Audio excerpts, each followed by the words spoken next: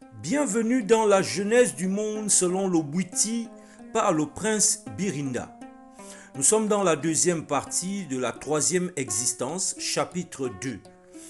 Après le deuxième jour de la troisième existence, nous allons poursuivre avec le troisième jour de la troisième existence. La voix d'Eyo, Mukuku Kanja, se fit entendre des régions supérieures, sa demeure inviolable, inconnue même des dieux. Enfant de mon souffle, rayon de ma pensée lumineuse, écoutez. Pour vous rappeler ma présence constante parmi vous, je vous donne le signe de mon amour et de mon affection et vous présente Dinzona, emblème de mon omniscience et de mon omnipotence. Elle sera pour vous le soleil qui vous éclaire de sa lumière. Son lait sera la substance de votre nourriture. Son sang sera votre vie. Sa splendeur, la joie de vos cœurs. Et le prince solaire sera l'emblème de ma voix, le flambeau de mon intelligence. C'est mon fils unique. Écoutez-le et obéissez-lui, car il est moi-même. Par lui, j'établirai la loi, l'ordre et l'harmonie dans les existences.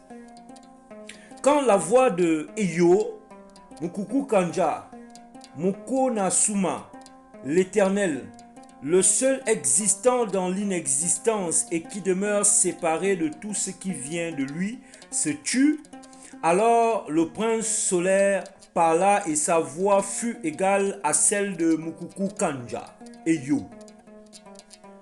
Et quand il parla, les autres dieux parlèrent, et tous les atomes de l'univers émirent des sons. Et les dieux trouvèrent que la parole était bonne. Ils composèrent un hymne mélodieux, plein de reconnaissance à l'égard de leur Créateur.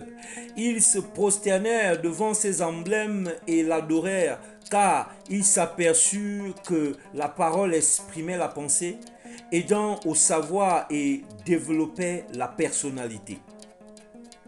Tout de suite, pourtant, la parole créa des divergences entre les dieux et la guerre s'ensuivit. Car si la parole est bonne, rien n'est plus difficile à manier. Il y eut parmi les dieux des indécis qui, ne sachant quel parti prendre, restèrent neutres. Mais les autres se séparèrent en deux camps, pour ou contre la parole, de telle sorte que lorsque le prince solaire tonna pour maintenir l'ordre, en grande partie des dieux ne l'écoutèrent même pas. Ils furent taxés de désobéissance au prince solaire. Un des dieux, le premier des dieux cadets, était aussi puissant, car il venait au troisième rang des êtres manifestés. Immédiatement après le prince solaire, son maître, il se leva, défia le prince solaire, l'accusa d'être la cause de la guerre entre les dieux et déclara que, quant à lui, il se refusait à lui obéir. Il invita même les autres dieux à se joindre à lui. C'est ainsi que les dieux se partagèrent en deux camps et qu'une bataille sanglante troubla l'ordre divin. Le plus jeune des dieux prit la partie du prince solaire et d'autres dieux se rangèrent à ses côtés, contre les rebelles. La guerre dura un temps et dura un espace, mais à la fin du temps et de l'espace, la victoire revint au plus jeune des dieux. En récompense, il reçut le gouvernement des hauteurs et la mission d'y maintenir l'ordre. Quatrième jour. L'ordre ayant été établi, tous les dieux se réunirent et consultèrent Dinzona, la sagesse mère, l'oracle suprême des dieux, la loi des existences. Dinzona était muette, comme la nuit dont elle est issue. On fit appel au prince solaire, le verbe de l'oracle, comme interprète des décisions de Dinzona. Et tous les dieux reconnurent que le verbe était puissant, qu'il fallait se soumettre à son autorité, puisque le verbe est Mukuku Kanja lui-même. Alors les dieux bâtirent le premier temple à la gloire du Verbe divin et instituèrent le culte de son adoration.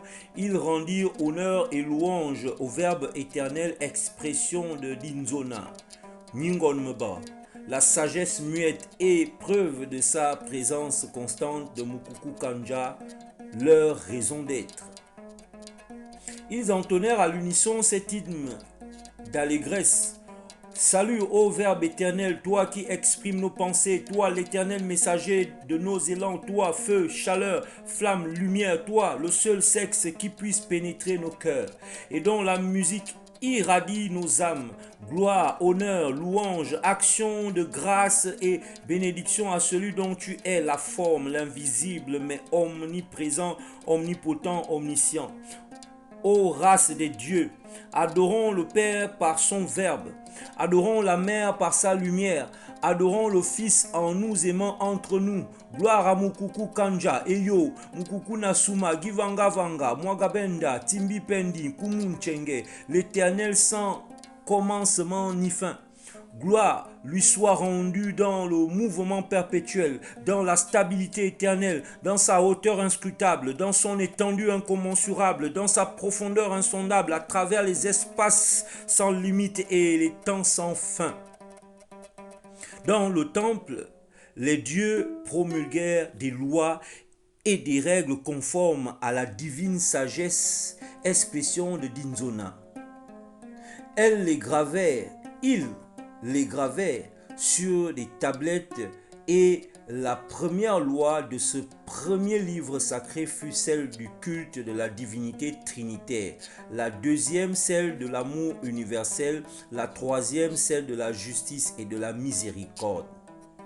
En ce même jour fut fondé l'ordre du sacerdoce, composé exclusivement d'âmes pures auxquelles furent confiées la garde du temple et la célébration du culte. On les proclama aînés des dieux, apôtres de la sagesse, prêtres de Dinzona, Nyengonmeba. Ainsi fut créée la première religion reconnaissant le prince solaire, Zameyemeba, Mwagabenda, comme l'expression sensible de Mukuku Kanja Eyo. Le Fils, le Verbe, l'Éternel, le souffle mystérieux. Dinzona était la Vierge, mère, pure, expression de la nuit, mère qui est Mukuku Kanja lui-même. Et Mukuku Kanja, le Père éternel, l'Esprit omniscient, omnipotent, omniprésent, adoré dans la Trinité de son unité. Le Père, la Mère, le Fils. Le temple et la ville sainte occupèrent le quatrième pétale de la rose de l'atmosphère. Le troisième pétale fut réservé au prince héritier, prince solaire, Verbe, et servit en même temps de demeure à Kombe, le soleil, et à Gonde, la lune. Le deuxième pétale fut pour Dinzona, la loi, le modèle, la sagesse. Le premier pétale fut la demeure exclusive de Mukuku Kanja, symbolisée par le diadème sublime de l'omnipotence. C'est donc dans le quatrième pétale que vinrent habiter les membres du sacerdoce, les ministres du culte sublime et sacré. Les autres dieux descendirent au cinquième pétale, appelé aussi vallée des rois. Ils y bâtirent des palais et en firent leur demeure, car ils élirent parmi eux un chef chargé du maintien de l'ordre et de l'administration de la justice. Les dieux rebelles furent jugés coupables de la guerre et furent expulsés du cinquième pétale et précipités dans la profondeur, jusqu'aux confins infinis de l'atmosphère, avec ordre de gouverner la profondeur et d'aider à l'éclosion des âmes. La paix fut alors rétablie. Il y eut un soir, il y eut un matin, il y eut un temps, il y eut un espace. Ainsi s'acheva la manifestation de la troisième existence. Le rendez-vous, il est pris pour une autre série de lectures. Et là, nous serons au chapitre 3, quatrième existence.